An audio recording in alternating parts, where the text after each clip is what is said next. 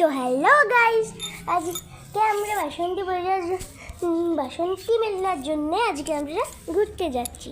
তো আমি আপনাদেরকে দুটো বাসন্তী মেলার মন্দির দেখাবো, একটা নতুন আর একটা পুরনো। তো আমি এবার দেখুন আমাদের ব্লগটাকে এনজয় করুন। এটা চলে এসেছি আমরা পুরনো বাসন্তী মেলাতে। এটা পুরনো বাসন্তী মেলা হয় এখানে। এটা আমরা কত পিকচার্স তুললাম,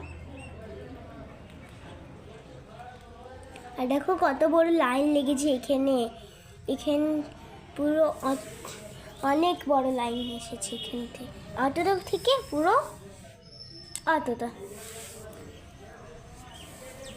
এবারে এটা আমাদের পাশেই ছিল।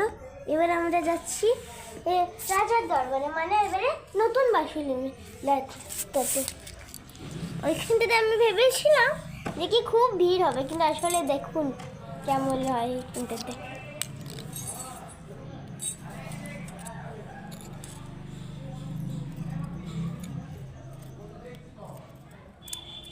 এখানে আমরা গাড়িতে করে যাচ্ছি, অ্যান্ড ওই সামনে আছে আমাদের বাসন্তী মেলাটা, মানে বাসন্তী মন্দিরটা। তো দেখুন ভালো করে, দেখবেন শেষ অবধি।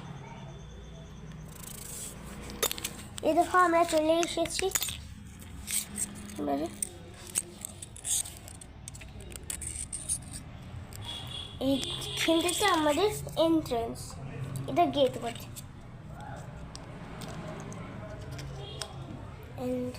এখানে ঢোকার পর এক্সপেকটেশন যেমন হয়েছিল তেমন তো একদম হয়নি। এখানটা অনেক ফাঁকা, আর পুরোনোটাতে অনেক ভিড়, মানে কেমন দুটো একদম নয়।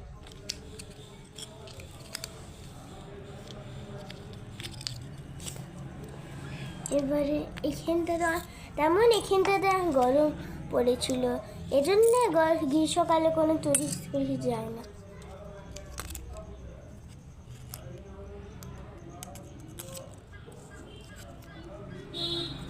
এটা মন্দিরটা, আমি আর দাদা এখানে প্রণাম করতে গেছিলাম।